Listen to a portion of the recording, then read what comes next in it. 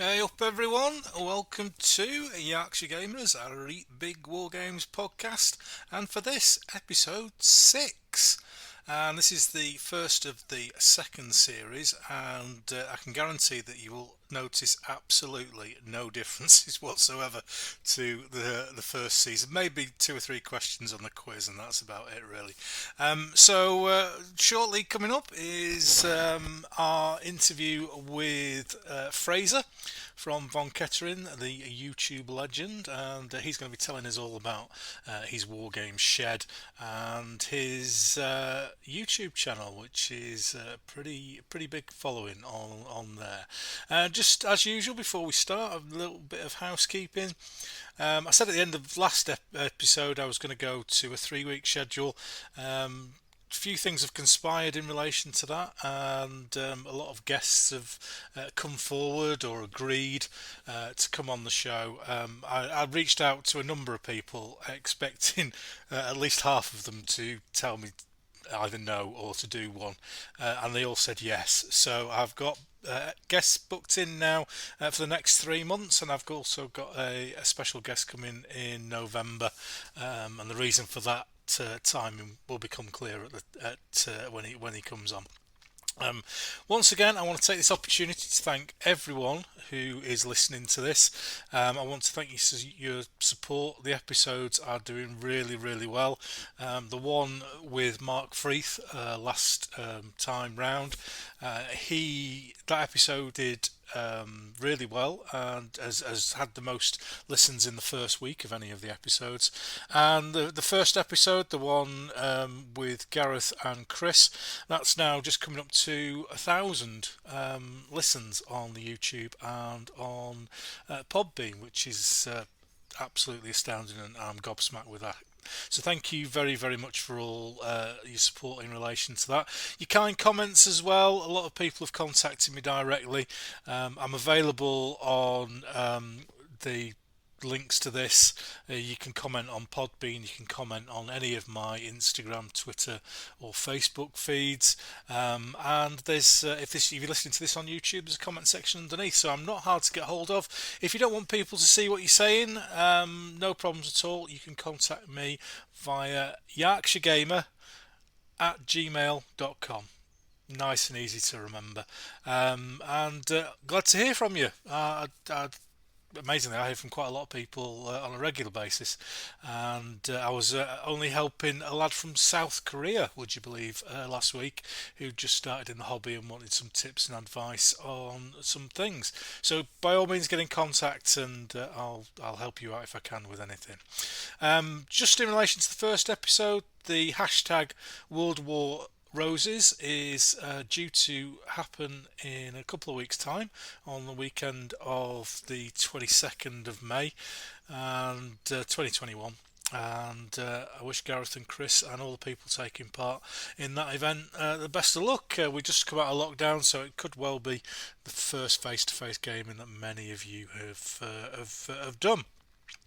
So that's it for this little intro. I'll have a chat with you at the end about a few things about Twitter and what have you.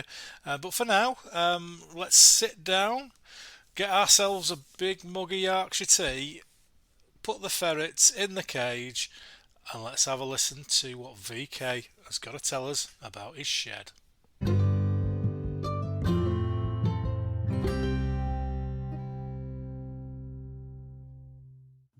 Hello, everyone, and welcome to Yorkshire Gamers, a Reet Big Wargames podcast. And today, for the first guest on the second season of the podcast, we've got our first YouTube megastar, and that's Fraser from the Von Kettering channel, or VK to his mates. And his channel is closing in on 3,000 subscribers at the moment, and that's a huge number for a Wargames channel. It's a mix of tutorials, army showcases, updates, and he has a really dedicated following. So if you've not checked it out, I'm sure we'll get a few plugs for it later on, but go and have a look at it. Obviously, after you've listened to the podcast. Fraser does some really brilliant collections of figures. top of my head, we've got Spanish Civil War, we've got Napoleonics, Barons War, World War II, ACW, just to name a few. He's recently added a new building to his global real estate portfolio, and that's the Wargames shed. And we'll be talking a lot about his Wargames shed towards the end of the show. So let's welcome Fraser to Yorkshire Gamers, a Reet Big Wargames Man Shed podcast. Hello, Fraser. Hello, Ken. Thanks for that. Very nice intro, thank you. Oh, brilliant. Can I say, just before we get started, that the previous series of podcasts has been great fun. Oh, brilliant. There's a lot Thank of us you. out here that appreciate it and say it's something nice to listen to while we paint. Brilliant. I was kind of hoping that would be my target audience would be old blokes in sheds painting soldiers. That was my target audience. You certainly reached it. Thank you very much. Just before we get cracking, Fraser, have you done a podcast before? No, I haven't. You haven't? Excellent. I'm quite surprised with that because, as we'll talk about in a bit, you're quite big on the YouTube, so I would have thought somebody might have invited you on. Well, thank you for agreeing to come on. Much appreciated, and I'm sure we'll have a decent chat over the coming hour or so. But before we talk about the man in his shed, it's time for you to try the 4-minute challenge. And that is to summarise your wargaming history in 4 minutes. Is it something that you're up to, Fraser? I hope so. I think it's going to replicate quite a few of the people that have been on so far. Yeah, I think that was the thought behind when I decided to only do 4 minutes, was that a lot of people are very similar. So let's try and summarise, and then we'll talk about the interesting bits afterwards. So I'll give you a countdown, and then just crack on. And when you get towards the end, you'll hear the countdown music, and then D.I. Regan from Sweeney will tell you to shut up. Okay, we'll have a go then. Lovely. All right, Fraser, in your own time, mate, just let us know how you got into wargaming. Well, I think, like most men of my age, mid-50s, airfic had a lot to do with the hobby. And being a boy and getting the birthday presents and Christmas presents, it's always airfix kits, and obviously Matchbox kits as well. And I was thinking about it just the other day and how impressed I was as a youngster with the Matchbox vehicle kits that used to come with a bit of terrain. I don't know if you remember those. Yeah. And loved them. Absolutely loved it. And me and my cousin would collect everything we could, play all the time with our toy soldiers. Went into 1/35th scale Tamiya kits in my teens, but never went away too much from the smaller scale stuff. And I think it was in '84, I went up to Peter Gilder's up in Yorkshire. Yeah. County second only to Surrey. And it was eye-opening. I think Mark Freeth said in your last podcast, when you walk into that large cabin that he had, it was just wonderful. And it was pivotal in the way I look at wargaming. So I came back from there, rearranged all my wargaming armies. They weren't huge at that point. And but I didn't play a game for probably another 15 years until I joined my club probably 20 years ago. And I'm very lucky to have a club just 20 minutes away, and the guys are so enthusiastic for the big game. We have tables regularly of 24 foot by 6, and the collections in 28mm Napoleonics are vast. And it's just nice to be part of that. And that's been my main motivation in wargaming until I started the YouTube channel, which we'll come to later, I expect. Yeah. And that obviously pushes you in the right direction when it comes to enthusiasm and seeing other guys, which I always find inspiring. So that really does bring me up to date. Obviously, there's been times where I haven't been involved in the hobby as much as I am now, but I'm in quite a nice place at the moment. Are you going to draw a line under it there? I think so. You've got a minute left. You've done grand there. You've done grand. There's, I'd say, lots of inspirations out there, and the armies just grow. And Well, we'll talk about some of those in due course. Well, thank you very much for that introduction. That's much appreciated. So you've not. You said you had a big gap there. You kind of got involved in the toy soldiers early on, and then you didn't really game for a while. Did you? It was just a lack of a opponent, really. Yeah. I didn't know of a club in my local area. And also you get your late teams, other things take over. Yeah. We won't go too much into that. No. But it was always there. I was either reading about history, I was collecting figures, just not playing. Yeah. So whereabouts are you in the UK, just broadly? In Surrey. Do you want to give a shout? Do you want to give a shout out to your club? Reigate Wargames Club. Reigate. Yeah, it's south of Sheffield again, so I'm a bit lost. North of Brighton. North of Brighton, south of Sheffield. That's all we need to know. So is most of you, like you say, most of your gaming's done down at the club then? Is that? It is, and it's normally it's available twice a month, but obviously you've got to be tactful in your social life. And so it's once a month, and I look forward to it all the time. And do you have your own club premises, or is it hired out? Or it's a hall which we have a cupboard which we keep our terrain in, terrain squares, terrain blocks, and tables, and it's full of guys that, as you said before, appreciate the big game. And how's the? I'm a member of the Leeds Wargames Club up here in Leeds, and how's things with you membership wise? Is it old and ingrained, or are you getting new people through the door? I think I'm probably one of the youngest ones. It's all historical. There's no fantasy or sci-fi, and it's proper old school wargaming. Really, I think we've reached a point. I think it's probably we can get 10 people there. Yeah. And any more than that, it does tend to get a bit crowded. Yeah. I mean, our club has just managed to get themselves some permanent premises, which are really big. So I'm looking forward to that. And we've always had sort of 30 or 40 members. So it's quite a large club. It's quite a large club. And a quiet night would be 20 people. So we're quite lucky. And is that all different facets of the hobby down there?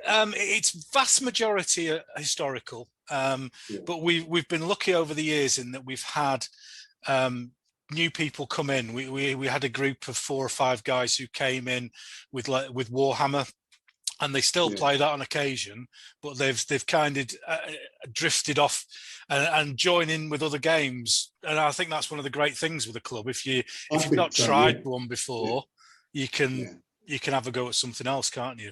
I think so. Yeah. I mean, we're not averse to having people turn up, don't get me wrong. But they're very few and far between. Well, so it's always nice to try and get some new people in. So hopefully somebody near Reigate will listen to this and they'll be knocking on the door. More than welcome to come along. Brilliant, that's fantastic. What are the big periods? Historical periods. When I turned up, they were playing a big campaign, 28mm Napoleonic. Yeah, and I think they've probably got. I think they can muster up to 75 battalions, French alone. Yeah, or French allies. So you're talking the Peter Gilder rules in the same manner. And so when I first started there, it was all Napoleonic and rapid fire World War II. Yeah, 20 more.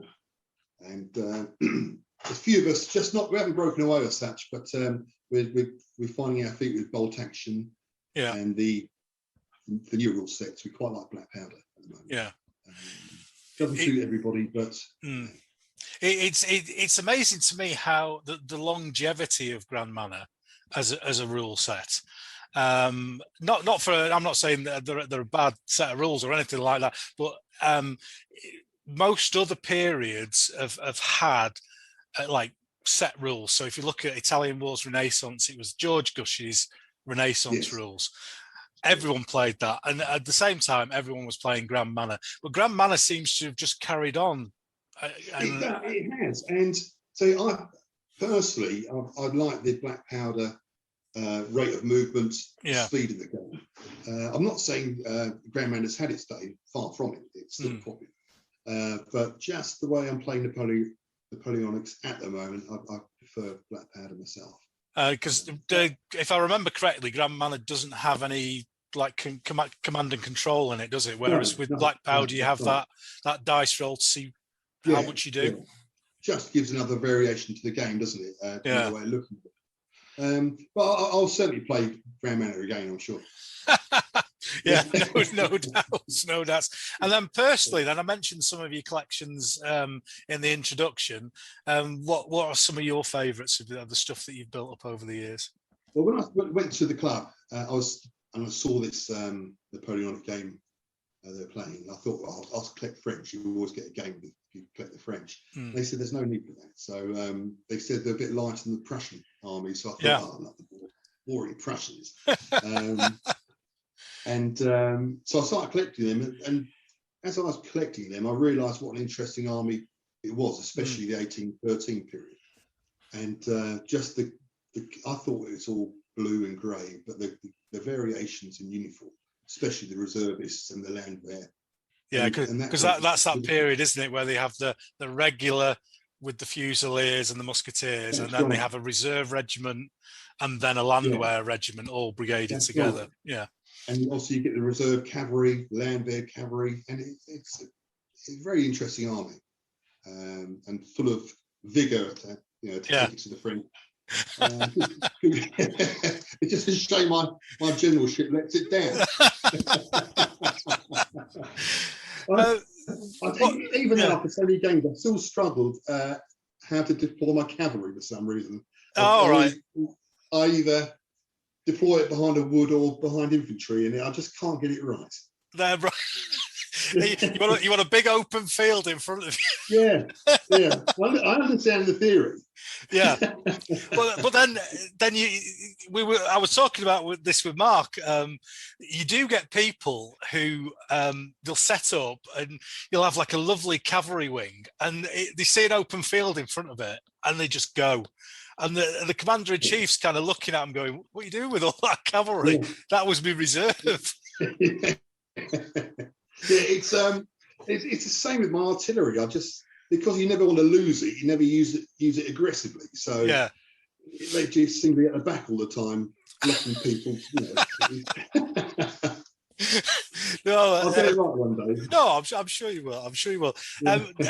During my research for this, I had a little bit of a dig through your YouTube channel, and I'd missed your Spanish Civil War collection, and very nice it is too. Is that 4 or 5 years old now? Is it? I think so. It might be a bit longer than that. I collected that for the bolt action supplement, the variation I got on base. Yeah. And I didn't want to overcomplicate the rule set when I was just starting out with all the weapons in World War II. So I thought, and I love the Paul Hicks scouts. They're brilliant. And that inspired me to start collecting Spanish Civil War. I don't know a lot about it. I enjoyed collecting it, and I will collect more. But it's just that time at the moment. When you might have one game a month, what to play. Is it a period that you get your gaming still, or is it kind of in a cupboard waiting for the right moment? I think I'll probably play it more in the cabin than down the club. Yeah. Because it's not, although it's quite a large setup, it's not huge. Yeah. And just try working out the politics behind the whole thing is, I think that's one of the things with that. We're big Spanish Civil War players at Yorkshire Gamer. We absolutely love it. I looked at your collection the other day. Yeah, and you've got quite a few car lists, haven't you? Yes, that was my sort of specialised army, if you like. I tend to buy everything, and then people who come here will bring their own stuff, and we just sub it in and out depending on who turns up. But I always make sure that we've got enough for the game that we're playing. Is that all Empress car list? Yeah. So So you had to twist the heads off, did you, and put different heads on? No, they did do a carless range. Oh, Yeah. on the machine gun. Yeah. Yeah. No, I just stuck a carless figure on the side of it, so it stood there with his red berry, and then the other lots are the other ones. I've seen they sell separate heads, and I thought, well, I don't really fancy going down that path because whenever I put separate heads on figures, they all look like they're not very well. No, have you got the same modelling skills that I've got then? Because I'm useless. Words, yeah, these are like giraffes or rugby players. Yeah, every time I try and do a figure conversion, I just end up cutting about 1/4 of an inch off one of my fingers. So yeah, I can't do it. It's certainly a skill which I don't possess. Yeah, I'm very much the same with that one. when I talk to people on here, we talk about the Venn diagram of wargaming. Did you listen to the previous podcast? No, I've heard you say that last podcast, and I thought, I hope he doesn't ask me that because I haven't got a clue what you're talking about. all it is everybody who wargames has a different personality in terms of how the different aspects of the hobby reflect what they do. So I break it down into 4 pieces. It's like a wargamer, people who love the war game, a painter, people who love painting, a collector, people who enjoy having huge collections of figures, and then an historian, somebody who's really interested in the history. And if you move those together, different people will have different because like me, painting, collecting, massive. Wargaming, I could take it or leave it. History, big into. Whereas other people I've spoken to, like Mark, I don't want to paint anything. But gaming is the big thing for him. So how do you kind of fit in that? How do you kind of fit in that personality? I'm certainly a painter and wargamer. I think I'd rather be a wargamer than a painter. Yeah. But without the painting, you don't get the wargaming. Yep, exactly. Yeah. The history side of things, I know a bit about the subjects I'm collecting, but if you ask me certain corps and divisions, I wouldn't have a clue. Some people look at the tactics or the battle reports, and it's something I'll gloss over, I think. Yeah. I like uniforms as well. Yeah. And the collecting side of it, do you have loads of old collections lying around? I do. People who know me realise I will tell you that I sold off a vast 15mm American Civil War army, and that's one of my regrets. Yeah. Why I sold it off, because I wasn't playing and it took up so much space. And that is one thing I've learned along the way. Don't sell stuff. Yeah, I've got to agree with you. Some people I speak to will like do a project, build it up, play with it for a bit, and then sell it. And I always keep stuff. I think I've sold 2 armies in my life.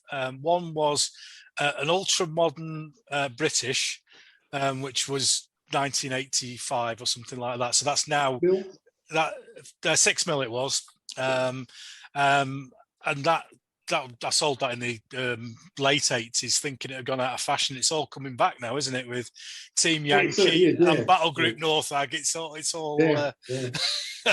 But unfortunately, I've got memories of lying in a muddy ditch in Germany waiting for the Russians to come. So I'm.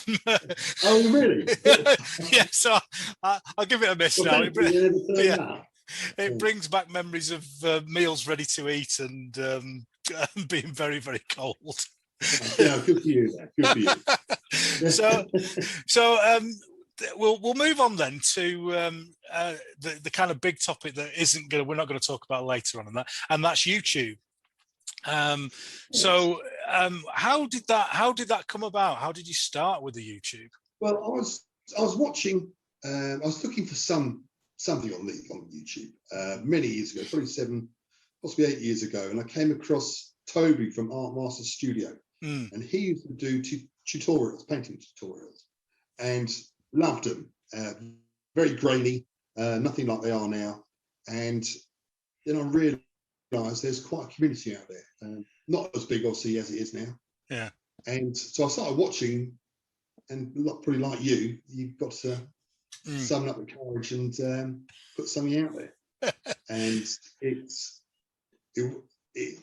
at the time I found it not addictive, I wouldn't say that, but I was very involved in it, and I was trying to put out a video every couple of days. But unless you have the content, why do that? And it's great motivation to paint things and show things. It's nice, obviously. People like getting praise, and it's always nice. And no, it's just great fun. And I met a huge group of guys. I've met up with them at shows, and that's quite strange. People that you like yourself, you speak to on Skype or Zoom. The next moment they're standing next to you. It's quite a sensation. And it's really good fun. And I've met loads of nice guys. And if you struggle with anything, uniform details or terrain, there's always somebody there to tell you. I'm still amazed at people watching, and after so many years, all I'm doing is waffling on about toy soldiers, and it's a strange old thing. I see. Do you think it was 7 or 8 years ago when you started? Yeah. Because I had a look down all your videos, and I think the oldest one was, I think you were doing some World War II Germans and putting some weathering or washes on some World War II Stugs, I think they were. That is old. But I didn't find like a hi, here's Fraser, welcome to my YouTube channel. I think I might have got rid of a couple of them. Cringeable. And I think the first time you show your face, oh dear. So it's got a huge following for Wargames. I mean, we're not talking Kim Kardashian or anything here, but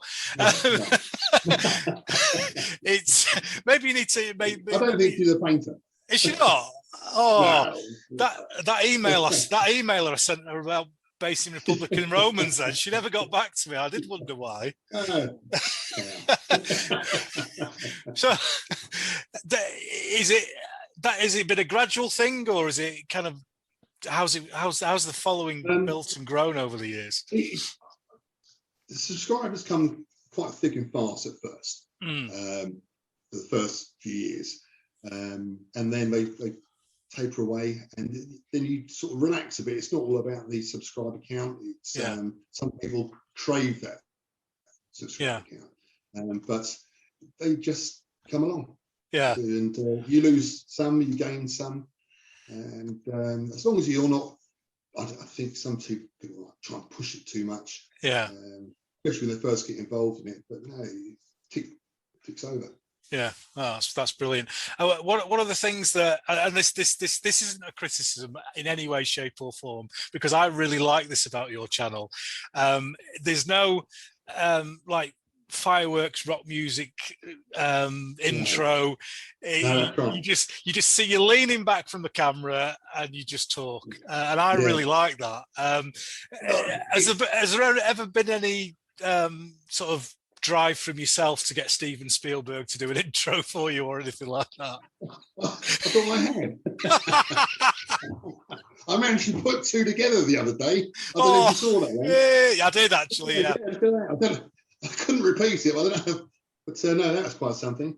No, it's no flashy intro to me. No, it's just hobby stuff, and I don't seek to get any financial gain out of it or anything like that. They're talking about putting adverts on every video, but until that time comes up, that's certainly not my cup of tea. But the thing that came through, the thing that comes through from the camera is you're engaging with the people that you're talking to, and you get quite a lot of interaction, don't you, on the comments? I do, yes, and I love the comments. Very helpful, always very friendly, and supportive. It's I just try and keep it as a diary that I'm talking not to the people but talking to myself. So before that, when my eyesight finally goes, when I can't paint any more figures, I can look back with fondness at what I've done. Yeah, I think that's a good way of looking at it actually, and having that record there of things you've done Yeah, in the past, and 100%. you can always look at it, and it's there for posterity. Yeah, Okay, whichever's the right word. yeah, the right one's the right one. It is. I looked back the other day, and I had a full beard in one of them. I thought, oh, look at that. Yeah. Well, this is Yorkshire, so there's no point me talking about the proper English languages. you can, Sorry, go on. you get a lot of care packages as well. I do. I don't know why. It embarrasses me sometimes because obviously we all like it in figures, and I'm so grateful for people when they send me stuff. But after a while, I mean, each one's valued. What I'm trying to say is, there's only so many times you can say thank you without. Yeah. I don't know. It's so nice to get them. Yeah, it's brilliant. So, little bit of a secret sharing here for the YouTube channel. When you do the box openings, have you had a sneaky peek beforehand, or is it genuine? No, it's genuine. It's genuine. I mean, the ones I've taken trying to take about half hour trying to open. Yeah, well, I think people want after a while. There's a couple I've watched and I've been like, Fraser, get the box open, mate. Get the box open. I can't do it. I'm trying to get a bleeper for the video. My language is foul. Yeah, I didn't know whether you'd gone on to having like some secret method where you like open the boxes beforehand and then just leave them slightly. No, absolutely not. Somebody they could put anything in, and that's a concerning thing. But some people used to wrap them up 2 or 3 times just to wipe me out, and it's fun. Oh, that's brilliant. I'm glad I've cleared that up, because that was I was thinking about that watching some of the videos, and I wonder if he just like open, because on one of my recent videos I did a bit of a box opening, but I had actually opened it before. Oh really? Yeah. That's cheating. So, and don't worry, nobody listens to this, so they won't know. Well, I remember opening a couple, and I left the address showing, and Joe, my wife, yeah, are you doing that for? There could be perverts out there. I thought, what? How would you think about things like that? I don't understand it. Oh, that's brilliant. Well, any plans for the YouTube channel going forward? No, exactly the same. I think. Yeah. I wouldn't mind doing a couple of battle reports, especially now I've got the cabin. Yeah. Yes, I could try and do that. It's just all about camera angles, and with my skill at editing, Yeah, it's quite tough. I did one a couple of months ago, and the first one I ever did, and it was lying around for a while, and it took me some time to put it together. Do you know Alex Storm of Steel? Alex, I know of him. Yeah. Yeah, he just churns out battle reports like 3 a week. I don't I don't know how he does it. Yeah.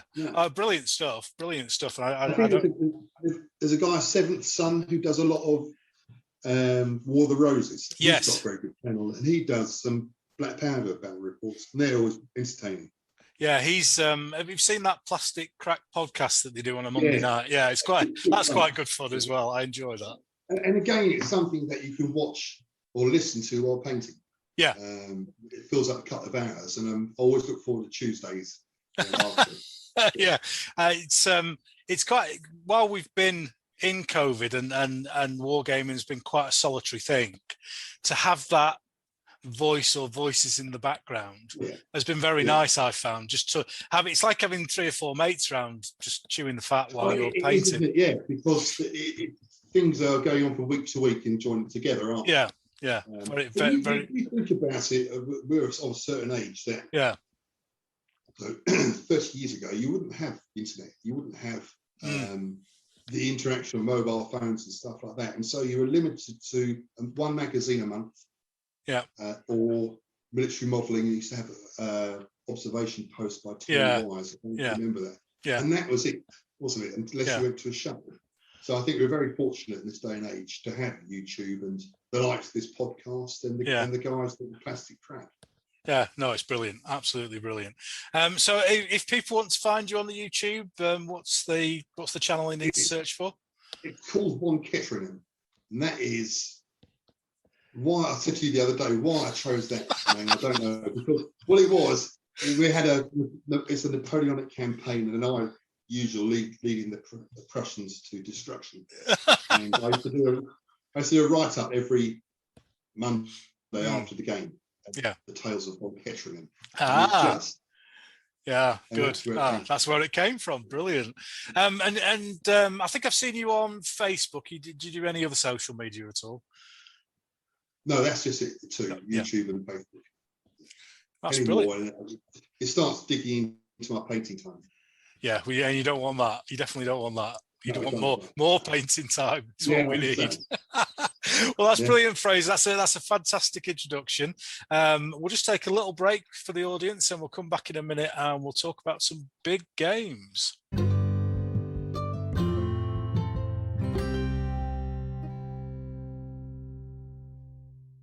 Welcome back, everyone, and the Reet Big Wargames podcast is about big games. So we every time we get somebody on, we talk to people about their involvement with big games and what they think big games are. Are you a big game gamer yourself? Do you like the bigger game? I certainly am. Excellent. I was thinking about it today, and there's so many different variations of big games I and my friends playing. From the vast Napoleonic armies with the huge terrain of the flags and everything, with mounted troops. And so we've been playing muskets and tomahawks, for example, which is a skirmish game, but we play that on an 18x6 table. Wow. With huge amounts of troops, because it's such a good game, and you can convert it into large battles. It's probably the same as bolt action. We played big games on that 20-foot tables, and but those sort of two type of games, they need a lot of terrain, which we're starting to get now. Yeah. And so you can have very large scale skirmish games, if you like. Obviously, drop down at scale. My Macedonians and my ancient Indians, I've got a fair amount of those now, and you put those on 8x6, playing to the strongest, and that's a big game. Yeah. On a smaller table. So it comes in different formats, I must admit, and but it's the troop level, I think, when it comes to games. And is that do you normally game on a bigger table, or do you do skirmish gaming as well? I'll do skirmish gaming, but on a big scale. Yeah. But I much prefer large scale. So when you've upscaled things like muskets and tomahawks and bolt action to the bigger table, have you found that you've needed to alter the rules in any way to facilitate that? It depends how many players are playing. Yeah. But I think we normally play 3 aside or 2 aside, and it's great. It really is fantastic. Just when you get the French-Indian Wars with all the trees and the rivers, the density of the terrain makes it. Because I've found with some sets of rules that they have a limitation in terms of size, just purely due to the mechanism of how they work. So with bolt action, I've never played bolt action. I've got to hold my hand up and say that. You're pulling dice from a bag to see who activates. That's right.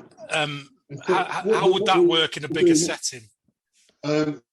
If you've got 3 players aside playing bolt action, you put the Germans and so the Allies in the bag. Yeah. You pull out a German dice, and every German player will get a dice. Right. Okay. Yeah. Get that. And it works fine. Yeah. We have no issues with that. I must admit, we played a big muskets and tomahawks last year. I think it was the last game before lockdown. I can't remember what we did. So, I can't remember there being any issues. I've not done it quite a few times. I've not played muskets and tomahawks. How does the activation work in that? It's card driven, and we prefer the second edition came out last year. We prefer playing the first edition. Yeah. I think the second edition was, say, for a 4x4 table. Yeah. 4 by 4 foot, 6 foot by 4 foot. Yeah. So we stick with the first edition with some house rules, and it just works fine. Yeah. The unit sizes are, I think they can be anything 8 to 12, but all the regular infantry at 12s, and it makes for a very good game. Yeah. If you had to define what a big game was, would you be able to do that? It's a big game is Napoleonics, dozens of battalions per side, cavalry riding to destruction as usual, and just the flags. Just love it, the colour. Yeah. And just the look. It reminds me of walking into Peter Gilder's that first time. Yeah. Having done that, I mean, we're on episode 6 now, and I think myself included, because I had that experience as well, walking through that door into the shed, just it was like walking into Aladdin's cave. It was or a dragon's lair full of gold. It was just amazing. Yeah. It was just, unless you've seen it, or you've seen the pictures in the magazines and the books, and then you see it first. It's nothing quite like it. And that's the inspiration. Did he have the big dog up there at the time? I seem to remember it being around, big German Shepherd. Yeah, I seem to remember. I just remember it being a Great Dane or something. It was massive. Could have been. Yeah, it's. I'm glad that it's still going with Mark down south. Don't want to lose that. No, and one of the things that I don't want to come through from the podcast is that big games are the only way forward, because I appreciate that some people can't do a big game, and we might talk about that a little bit when we talk about Wargame Shed. But it's there. If you want to experience a big game, you can go to the holiday centre and play the biggest game going. But you can always drop down a couple of scales and have a 6x6 or 6x4. Yeah. And play a big game. And do you stick mostly to 28mm now, or have you got? 28 is my preferred scale. Yeah. I'm comfortable painting those. I've dropped down to 15 for my Macedonians and ancient Indians. I've got 15s with the Mahdists. Yeah. I've recently bought, I don't know if you saw in my videos, I've recently bought some 10mm Franco-Prussians, and I've been struggling with those. They're just too small. Is that the Pendraken? Yes. Yeah. Lovely figures. Yeah, I've seen some painted up, and I thought, oh, they look nice. It's just too small for me at the moment. Yeah. I think I've been advised to wear one of those visors. Yeah. I thought if my wife walks through the door and I'm wearing one of those, I'm so embarrassed. I have to say, I have tried one of those visors, and it didn't work at all for me, because I couldn't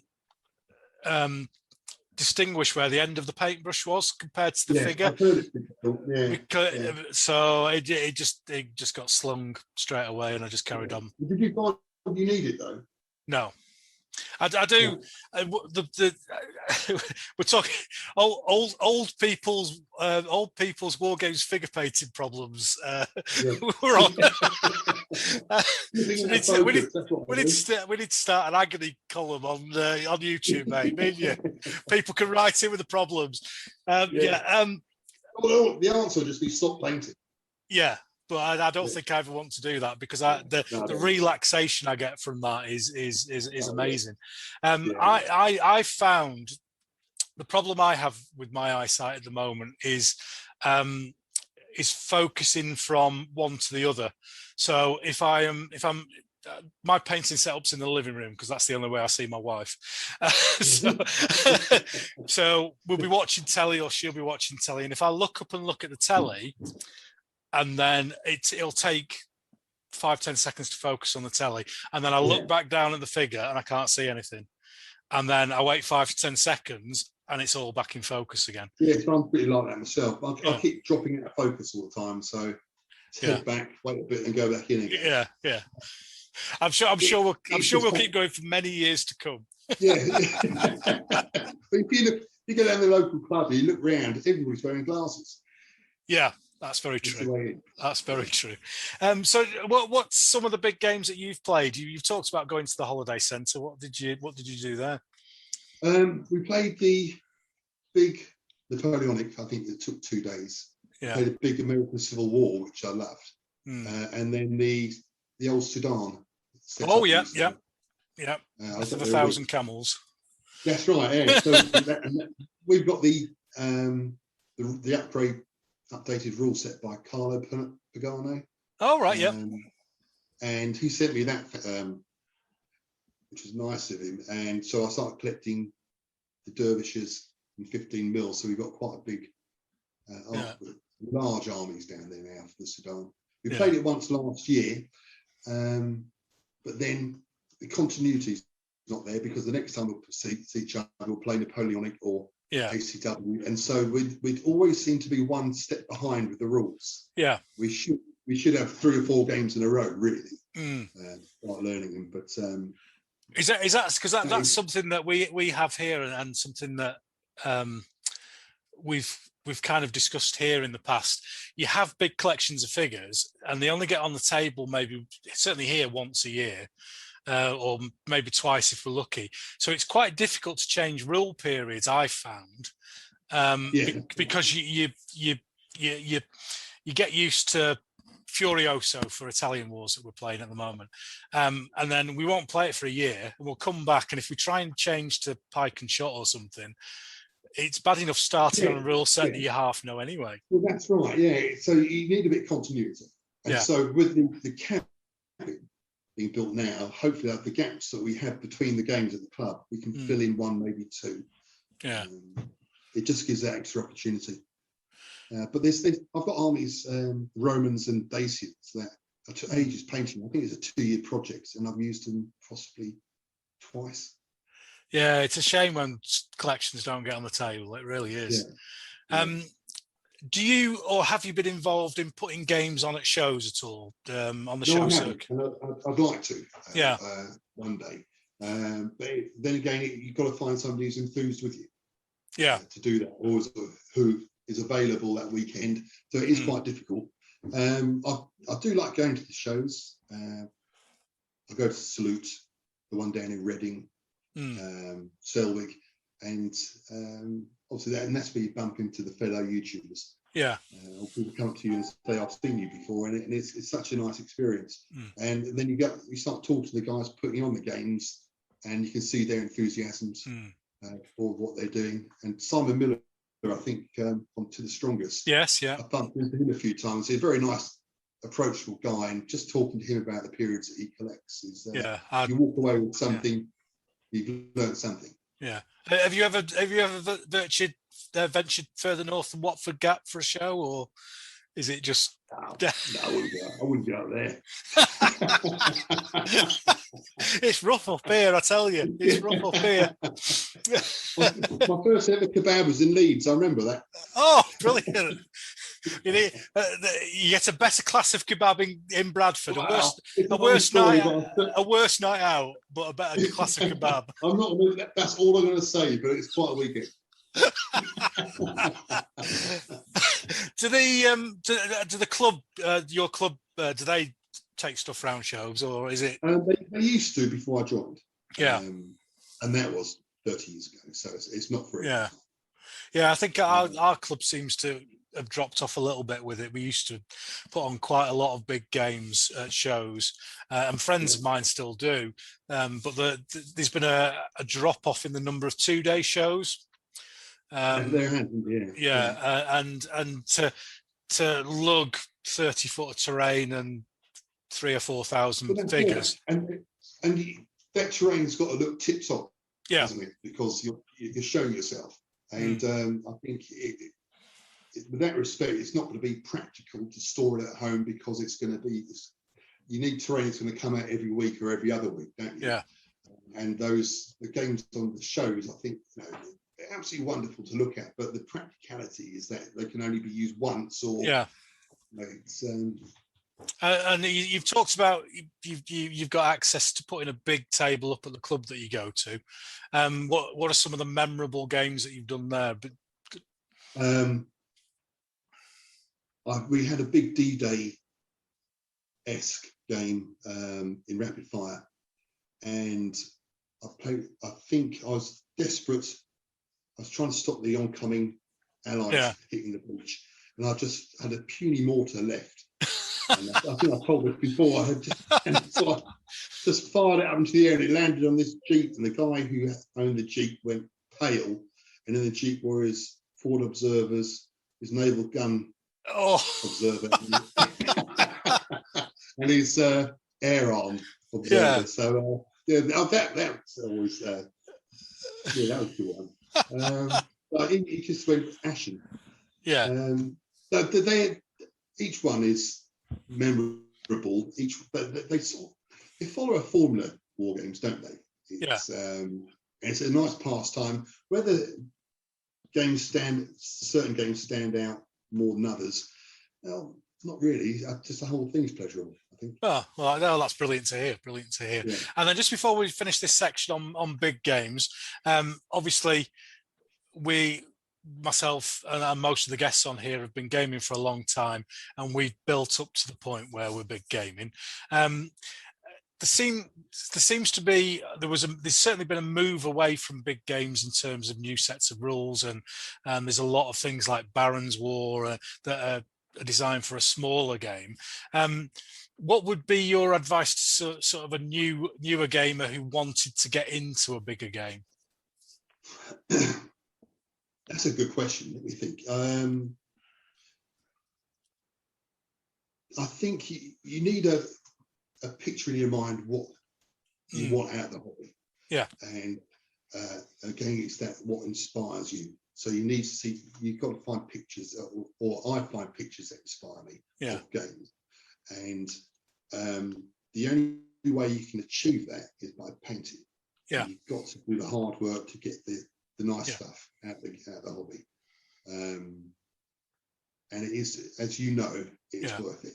It is, definitely. And it's once you look down at eye level at what you've painted, it's great. And all that sometimes sheer boredom of painting, it's worth it in the end, because the sight of a big game nothing comes close to it.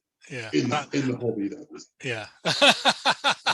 I think we both had, and other people I've spoken to have had that same experience of going into that Wargames holiday centre and seeing that massive table with the massive figures and going, that's what I want to do.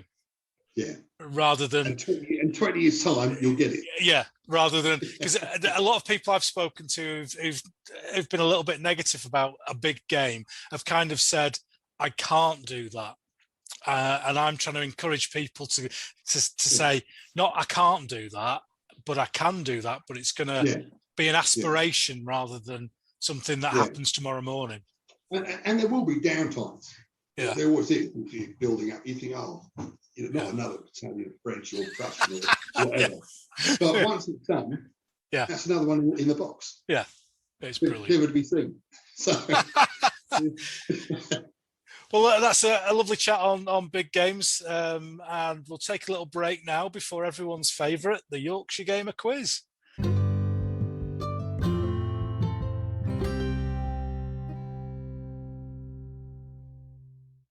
Right, we're recording again, and it's the bit that the general public love and the bit that the guests dread. It's the Yorkshire Gamer Quiz. And a bit of a disclaimer, this is how Yorkshire Gamer you are. There is no right or wrong. And people may have different opinions to me, and they're quite welcome to them. But as in Yorkshire, we always say, come and tell us what your problem is, and I'll tell you you're wrong. So Fraser, were you born down south as well? All down south. Yeah, so you've got no Yorkshire in your family history at all? Where's Durham? Durham, north of Yorkshire. Yeah, Mum was up there for a while. Oh, I think brilliant! Brilliant. they were evacuated up there. We'll see how you get on. And like I say, as they say to all the kids today, there's no right or wrong. Everyone's a winner. So all the questions are either yes or no, or one of two choices. Okay. So question 1: go big or go home. Go big. Question 2: contrast paints, are they great or a gimmick?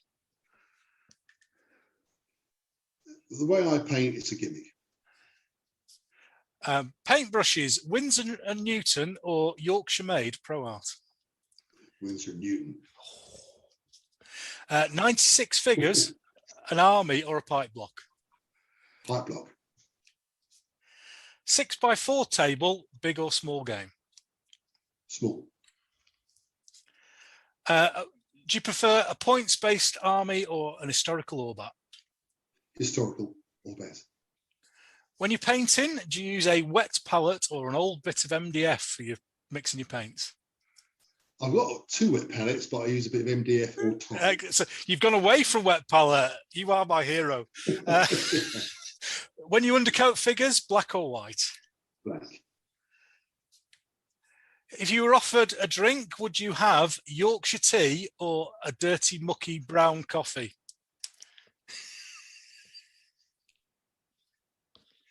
Tea. Yay! When you're building up a pipe block or a unit of figures, do you like the figures tightly packed together or socially distanced? Tightly packed. Tightly packed all the time. Would you prefer a 2-hour club game or a weekend monster game? Weekend monster game. New question for the regular listeners. Avocado, is it just posh mushy peas? Yes. Yes. Round dice. Round dice, are they allowed or banned? Banned. Banned. So we're starting a national campaign to ban round dice. Would you pay 33 pence for a communist? Was it all properties theft? No. Doing very well so far. Do you love a good table in a set of rules, like a casualty table, something that you have to look things up in? Not so much anymore. No. 28 Melly's king, yes or no? It is. It is. Unpainted miniatures allowed on the table, yes or no? Absolutely not. Bradford City or Leeds United? Well, I thought about this, and it's only called Chris Waddle, King of the Stepovers, played for Bradford. He did. Hey, brilliant. Chrissy Waddle, fantastic. Yorkshire or the other place over the hill? Yorkshire. Brilliant. And the final question, GW, Games Workshop, are they the work of the devil? No.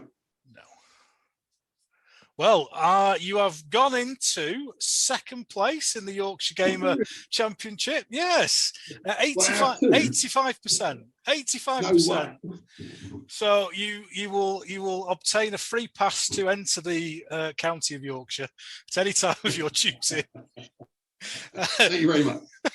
Brilliant. Well, thank you very much for that. That was much appreciated. And the leader is still Richard Harris on 90%. Who, of course, is a Yorkshire-born lad, and unfortunately fails because he supports Leeds United. So he was never going to get 100%. But there we go. So that's great. Thanks very much for that, Fraser. That was fun. And then we'll move on to the big topic.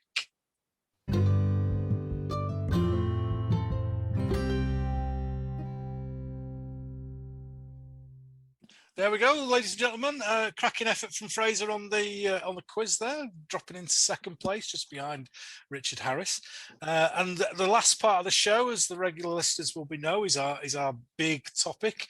And this is subtitled "My Wargaming Shed" by Fraser, and it sounds like a report that you would do when you come back to primary school after a summer holiday. So before we get to your shed, which is a bit more than a shed, to be honest, but we'll talk about that in a minute. How did you get to the what's your history of your gaming space? Where did you start to where you are now? Obviously, as a boy, it was your parents' dining room table, the back garden, and then I left home, moved away, and just a little table somewhere in the spare bedroom. But then myself and my wife Jo, we bought this house we're living in now probably 5 years ago, and had a converted loft. And Jo said to me, "Well, that's your little room up there, your painting area." And so I think she was quite surprised when that was the first room I decorated in the house, and it was wonderful. I love being up there. It took a bit of time getting used to it, and so I was up there probably 5 years. And although small, it was just a nice place to paint. A nice big window so you could go to the back garden. The back garden was absolutely typically moved into this house. It's it's sloped up to the back, and it was woeful. And I think that's why we bought curtains. So we never looked at it. And with the coming of our grandson, who's in the house at the moment, causing chaos, and Jo said to me, "Wouldn't it be nice if he had a room in the house when he stays over, and we could use your man cave?" And I just thought, well, what does that mean? Yeah. And she said, "You've always wanted a cabin. Ever since I was a boy, every wargamer always would like his own space, his own cabin." Yeah. And she said, "It's probably about time that we looked into it." And so with that, we went out 18 months ago looking around and found a cabin, which was, there's a discount set of this cabin makers. Ordered it, and then realised that the garden had to be lowered. We had to have retaining walls and the like. The idea was to have toilet up there, water running, and so all went ahead. And then we had the first lockdown. So between ordering the cabin and the day that the cabin finally turned up, it's probably about 6-7 months. In that time, the landscapers came in, landscaped the garden, which involved taking 60 tons out of the back garden because it's all chalk here, and had, say, the retaining walls built and had the plumbing put in. And then the day came along when they started putting the cabin up. Oh, brilliant! Yeah, absolutely brilliant. Well, you said your garden was a bit messy. Well, in Leeds, that would be like a burnt out car, a couple of sofas, and loads of tins of. Was it that bad, or was it just not? It was just done. It was just overgrown. The house itself was lovely. But obviously the garden was not great. But no burnt out cars. No, it was a very old shed, and it's been up for about 40 years, and I set fire to it in the back garden. There wasn't any smoke. It was so dry. There was no flame. It just went up in about 10 seconds. But we've had to have the whole garden paved over, or some of it paved over. So it's a fairly big undertaking. The downside of the cabin was that there was something going on with the neighbours about a tree. So I had to cut down the width of the cabin by 18 inches. So the idea was to have a 12-foot table, 12 by 6 table, and be able to walk around the end, which would give me another 2 foot. But I've had to just squeeze it in a little bit. It's no big deal, but I can still get 12 by 6 in here. But just the idea of having a sink and a toilet and coffee area, absolutely brilliant. But unfortunately, because of lockdown, no one's been able to come around yet. So. Yeah, that's a big shame, because I remember watching your updates, and it's kind of my shed's come in, my shed's not come in. I think the day they said, right, we'll be here, and they came along and they put the groundwork down, and they said, it's not our fault, but the people in the factory put the wrong cabin on the lorry. Oh no. And so that's another 3 weeks, but they threw in underfloor insulation and laminate flooring. So I thought for another 3 weeks, okay. Oh, that's brilliant. You mentioned a bit of family support, that your wife was quite positive about your gaming hobby, and I think we should give a shout out to all our other halves and partners. I think so, because I think there is again, I've been thinking about this podcast today, and there is a line between having a passion for the hobby and an obsession. Yeah. And it's quite easy to go from one to the other without realising. Yeah. And that's why you need a partner to say, look, just hang on a moment, back off. Yeah. It's not all about the hobby. Yeah. And we should never lose sight of it. It is a hobby. Yeah. It's not like real life. Yeah. I think a partner such as my wife or your wife, they understand, but it is nice to just say, just slow it down a little bit. Yeah, but the positive, I get, my wife's she sees how it works and helps me zone out from work, and other problems. So she's very positive in pushing, and it lets her watch her telly at the end of the day. Well, that's right. Yeah. And if there is a downside to having a cabin, is that I know when Joe is on the telephone to her daughter, I think, well, this would be a 20-minute phone call or 25 minutes. So in the old days, I'd run upstairs and I'd paint 30 big shakos or something like that. But now I've got it's not a big garden by any sense of the imagination, but I'll come out and our two dogs will think they're going out for a walk. So they all get it. And so all of a sudden it's a major, not a major undertaking, but it's just that little bit further to go. Yeah. And that's the only downside. Did you have a gaming space in your room upstairs? No, it was painted. So the cabin went up, and then before I put all the shelving up and kitted it out, I had to do the terrain boards. Yeah. And so I looked around online for some 2-foot MDF cut to size. Yeah. And it's so expensive, so I thought I can do that myself. I'm no carpenter. As you'll find out in a moment. And so, so I got the local DIY shop to drop me out 3 8x4s, 18mm thick. Because I went for 18mm thick terrain boards because warping is the work of the devil. Yeah. And so I've got those, and I've got 2 8x4s in 9mm, so I can cut the river boards up and sandwich them together. And I thought, well, I haven't done any sort of form of woodwork since school 40 years ago. So I thought I'd buy a T-square, and I thought, that's a nice cheap T-square, and not realising it was a left-handed one. Oh, right, okay, that's why it was cheap, was it? so the first board I cut, not realising, I thought, they would say, check twice, cut once. Well, I thought, no, I've got a T-square, haven't I? I can sort this out quite easily. Yeah. And I cut parallelograms or rhomboid. I don't know what I did, but it was absolutely awful. So the first half of the first 8x4 was ruined. Yeah. Yeah, so it's lessons learned along the way. But now I've got quite a large selection of the boards, and I'm doing the rivers. So it's just another part of the hobby which you don't, if you haven't got the opportunity or the need to make your own terrain, you'll never do, and I'm thoroughly enjoying it.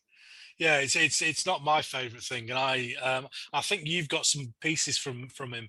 I use Andy at the Last Valley. Oh, great! Yeah, you've got some of their hedgerows, I think, for World War II, if I remember. That's right. I got some more delivered the other day. Very reasonable as well. Yeah. Don't say it too loudly, but it is very reasonable. I've spent a lot of money with him recently, just up in some terrain in here, and the stuff arrives, and it's like, wow, this is really good. Yeah, it makes all the difference, especially hedges with trees in them and stuff like that. Brilliant. Yeah. And I have, this is a big up for you, because I have no enthusiasm for terrain whatsoever. I'll start a piece of terrain and just go, I'm bored now. Yeah. Well, it feels like it's taking you away from painting figures. That's the thing, isn't it? And we shouldn't think that way, but it's all the figure count, isn't it? Yeah. You keep it ticking over all the time. And some people are massively into their terrain, aren't they? And that's their big thing in the hobby. I'll admit on to the general public, I watch quite a lot of railway modelling videos. Oh yeah, good stuff. Because their stuff is unbelievable. Yeah. There's a guy who's done this massive layout of a rail junction in Yorkshire, and he's done all the cobbled streets and the hills, and it's just amazing. Absolutely amazing. Because they're quite static, aren't they? So they don't have to be put up, taken down, and so they have an opportunity to go for that nth detail, I suppose. Don't they? Yeah, really, really nice. Bought my terrain boards almost like a retro look, because they have to be practical, and it's what those pictures and those magazines were like. So, yeah. Oh, exactly. Yeah.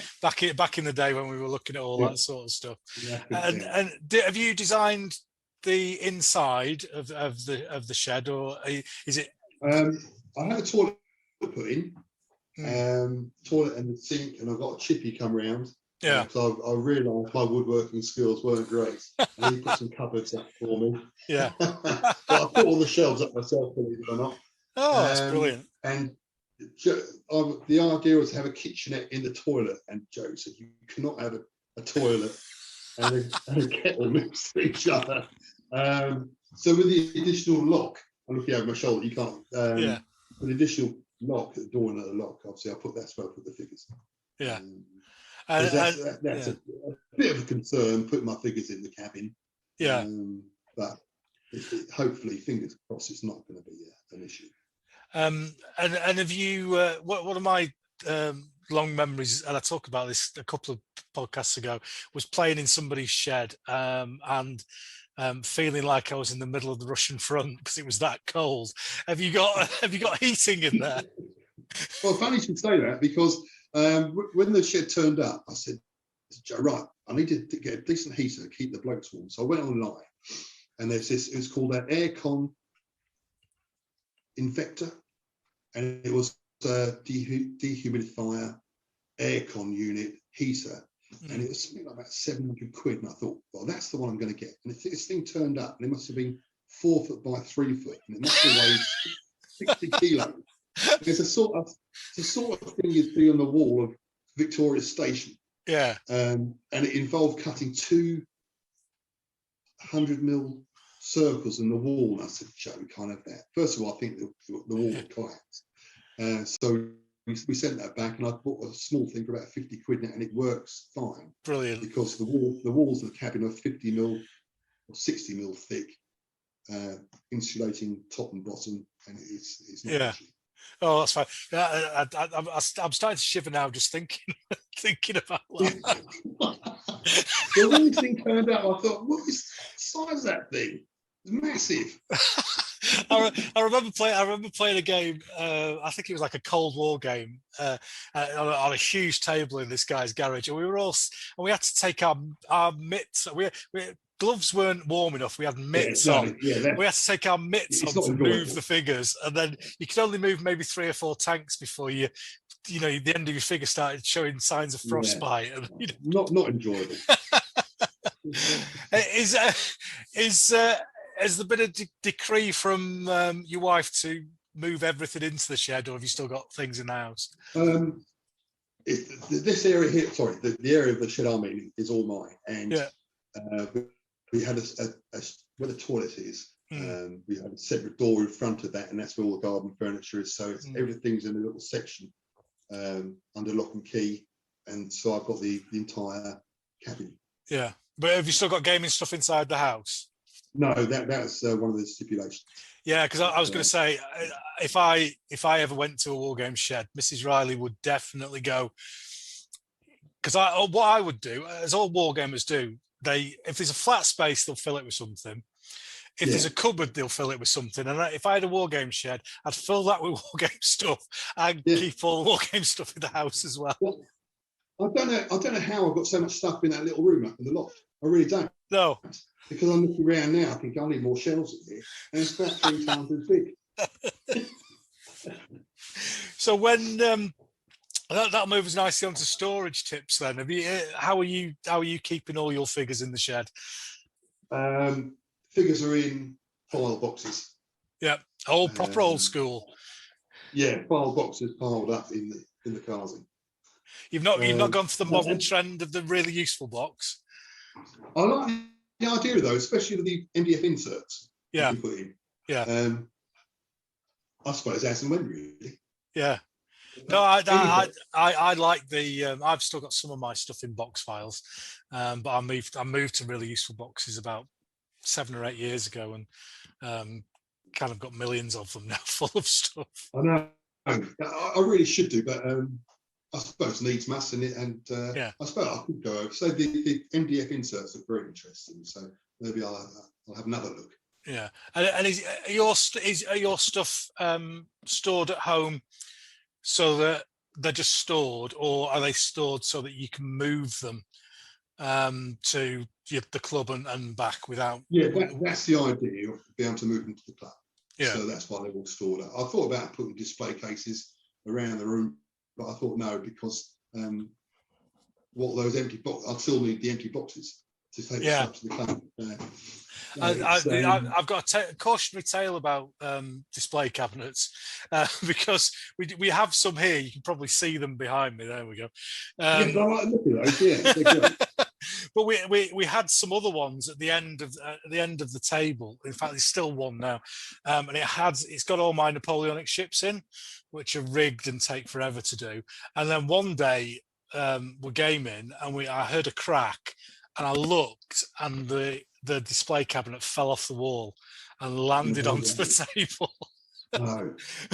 And thankfully, it was like one of those slow motion things where you kind of like moving towards the camera, going, "Oh my god!" in slow motion, and it unbelievably it landed on its bottom and stopped and didn't fall over, and it missed all the figures on the table as well because it was a game in progress.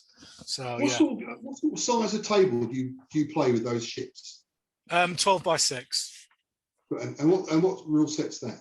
Is that Napoleonics? Yeah. Yeah. We use an old set called what's it called? Signal Close Action by Rod Langton. I don't know if you know. He's the guy who does the ships, isn't he? Yeah. I've not seen him for a long time, Rod. He must be quite old now, bless him. He must be, mustn't he? Yeah. But I got quite friendly with him when he first brought the ships out, because I did a load, and we put a big display game on around the northern shows, and loads of people looked at our game. It was brilliant. We had like flag poles with signal flags on. Yeah. So if you wanted to talk to your mate over the other side of the table, you had to put like a coded signal up. Oh, it was brilliant. We had a right laugh. We had loads of people around the table, and loads of people bought stuff from Rod. So he came up to us and started chatting with us.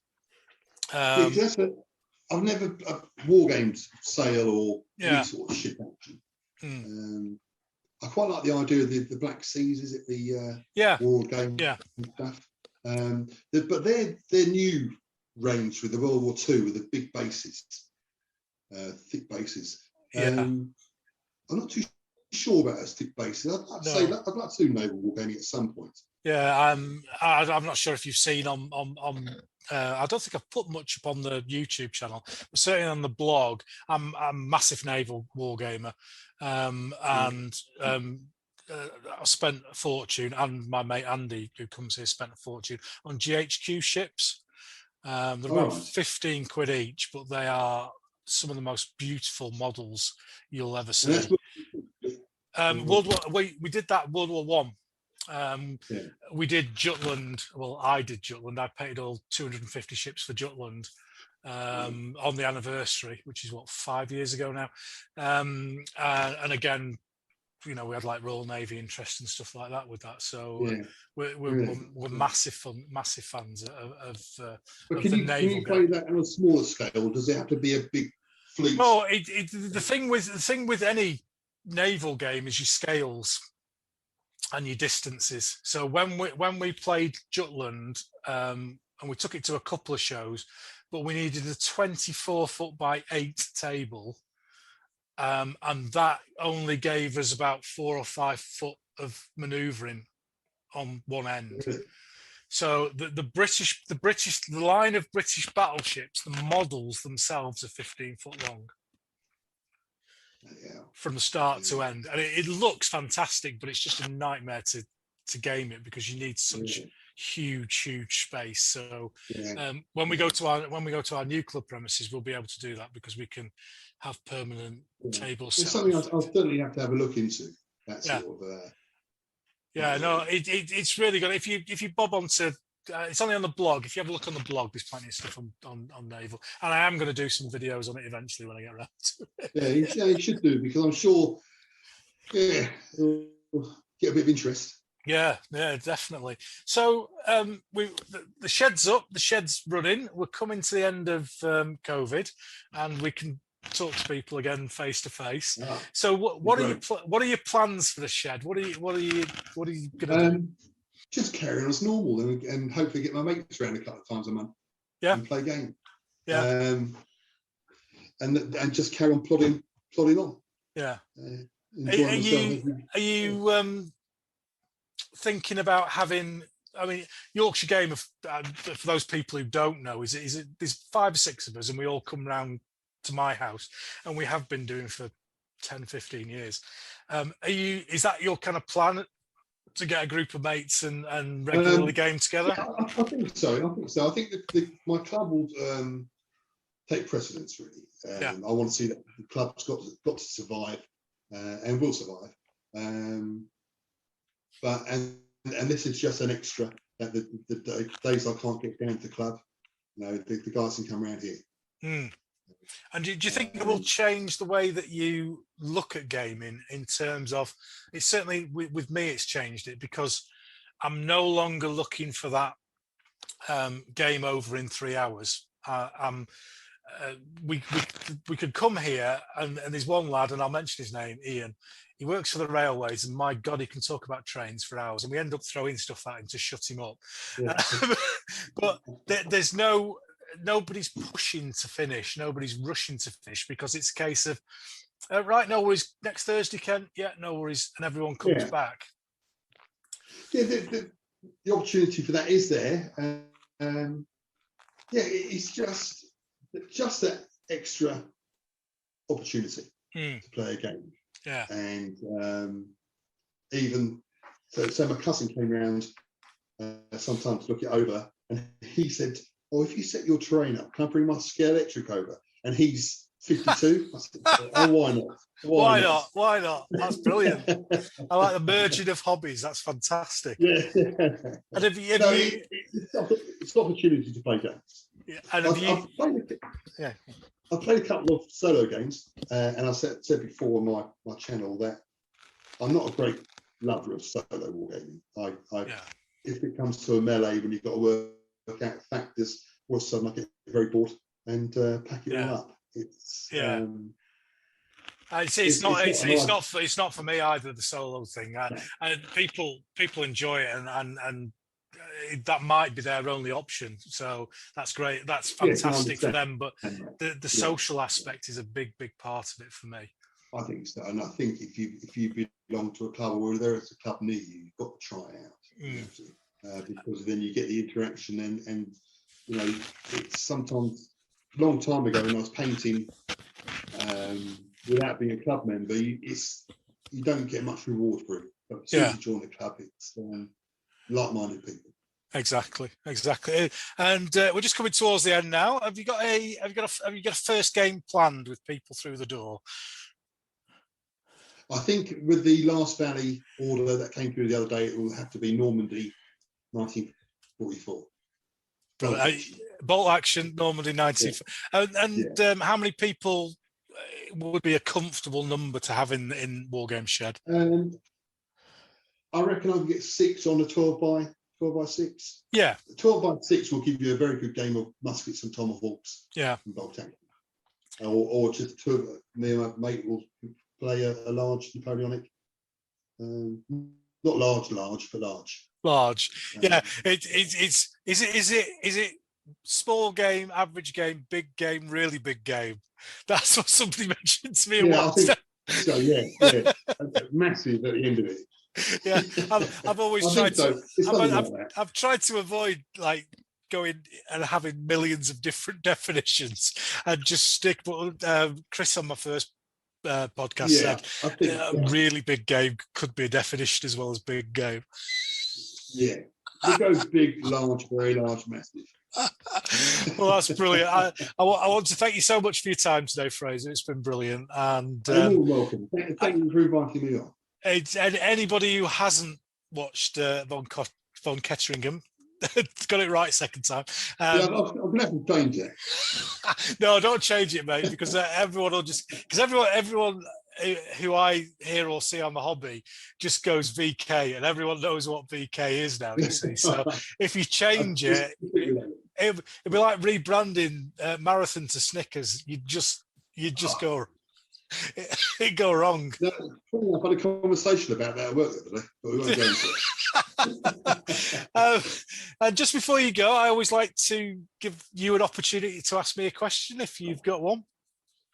Okay, then if you could paint a unit from an army which you do not possess, what would it be? For example, mine would be Polish Winged Hussars. I've no need for them. I do not have anything I can use them with. But I'd love to paint up the unit. Oh, that's a very good question. That's a very good question. And the first thing that popped into my head was Polish Winged Hussars, because I haven't got anything in for that. Fortunately, you can't copy me, so you've got to think. No, I've got to go again. There was a unit that I was looking at. I can't remember the name of the figures now. It might be Gringo 40 who do them. Italian Wars of Independence, sort of 1860, 1870 time. Okay. Yeah. Garibaldi. Yeah, Garibaldi. There was a unit that was made up of Catholic volunteers that came to the Papal States and to the Vatican City, and there was a unit, a battalion, and they've got a lovely green uniform with like yellow facings, and yeah, I'd not come across it until recently. The figures are gorgeous, and it might be one of those where I just buy some and paint them and just leave them in a cupboard and look at them. So I'm going to go. You've got to collect an army there, haven't you? Yeah, that's the problem. That's the problem. Yeah. I was thinking about the French Napoleonic horse grenadiers of the guard. Yes. Yeah. But I don't collect French, but it's a bit too Napoleonic. So I thought I'd go for the winged ones, or Landsknechts possibly. Oh yeah, I've got millions of Italian wars. In fact, I'm looking at a sea of them now. Oh, okay. Yeah. So you'll go for Garibaldi and his. Yeah, well, it's. I think they fought against Garibaldi. It was like a papal unit that was raised when they were trying to take the Papal States into the Italian nation. So I'll certainly have a look at that. Yeah, I'll drop you a link because they're really nice figures. Really nice. I like the Vietnam range as well. They look good. Yeah, there's so many nice figures out there. Thankfully, I think everything's covered now, isn't it? I would imagine so. There's very little that I look for that I can't find. There's a few odds and pieces Italian wars that I have to do a little bit of a conversion for to get them. But the vast majority. It is a great time for the hobby. It's fantastic, absolutely brilliant, and there's some great YouTube channels out there to follow. Yeah, there's only one. There's only one, mate. Definitely. Well, thanks a lot, Fraser. It's been a pleasure having you on the show, mate. Thank you. It's a privilege to come on. Thank you. Thank you.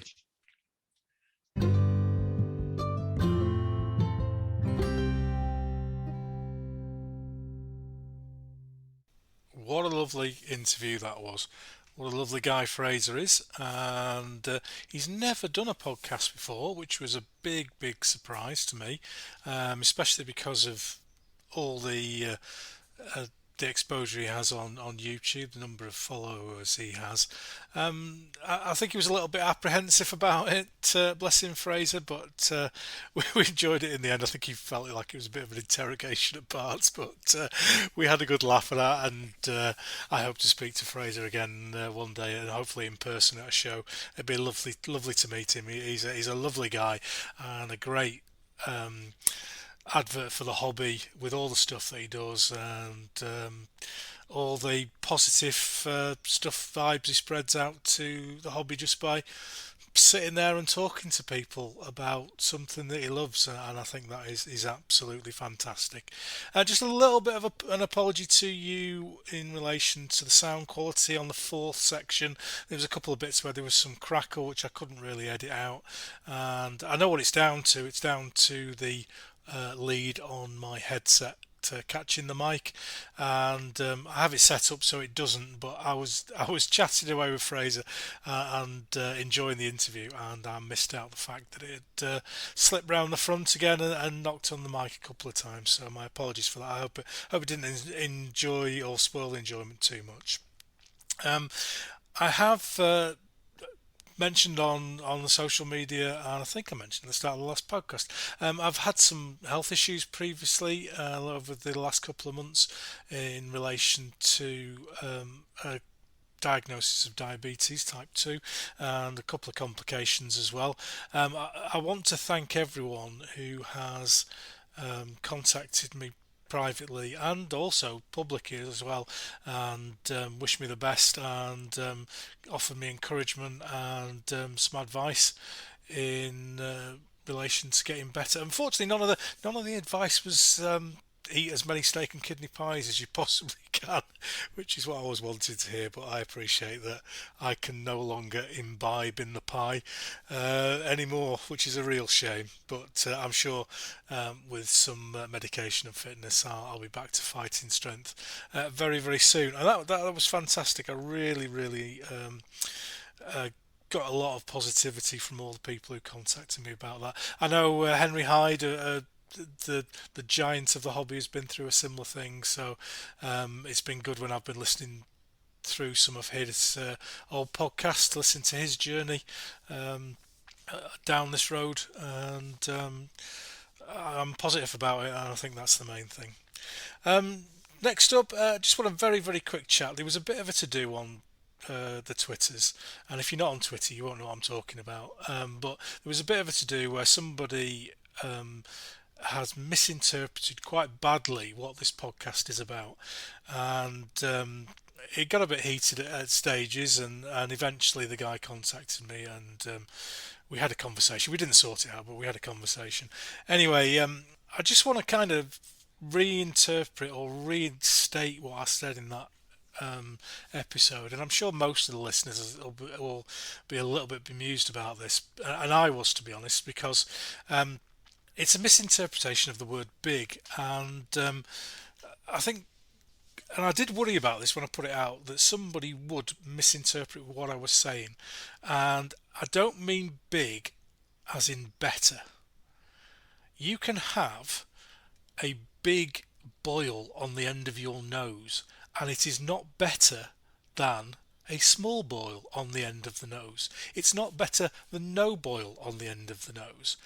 Big is a descriptive, it's an adjective, and as we said in that first episode when I was trying to lay a marker in the sand for what a big game is, the 6x4 table is an average table, and that's just a fact. A lot of people will only have, and I'm not using only in a negative sense, access to 3-foot table, 4-foot table, whatever they've got access to. Other people will have access to much bigger tables. None are better, but when most people go to a Wargames club, they will have access to a 6x4 table, and I'm suggesting, and I don't think anyone can prove me wrong, that 6x4 is probably the average, and therefore, purely by definition of the word big, i.e. bigger, being bigger than average, it's got to be bigger than 6x4. But everyone who comes on the show gets to talk to me about that, and it's a discussion. It's an opinion. It's a point of view. And I have to say, I was very, very disappointed. So back to the real world, and we're over with this episode 6, episode 7, with the new release schedule, which is going to be the second and fourth Friday of every month. So occasionally you'll get, when we have 5 Fridays in a month where you won't get one, and there'll be a 3-week gap, and that's just purely because I've got so many guest ideas and so many things to do. I think 2 weeks is a fair gap between two. I don't want to start releasing things every couple of 3 days or so. I want people to have a gap, and I want to do it so that people go, it's the second Friday of the month, podcast's out. So let's hope I settle down and I don't change my mind again before the next episode. Episode 7, therefore, should be out on the 28th of May, and I'm hoping very much that I'm going to be speaking to my first glitterati guest, the Nick Skinner from Two Fat Lardies. And the Two Fat Lardies are more known for their smaller size games, and rather than speak to Nick about, and I'm glad he's agreed to come on, because I'm not going to speak to him about the latest release from Two Fat Lardies. I'm going to speak to him about a rule set called If the Lord Spares Us, which we play quite a lot at Yorkshire Gamer and do massive games with it. That must have been 15-20 years ago. I'm sure Nick will tell us when it came out. And so he's coming on to speak about a rule set that nobody uses and was written years ago. So I'm very, very grateful for him to do that. So hopefully we'll see you in a couple of weeks' time with Nick Skinner, and we'll have another lovely chat. See thee!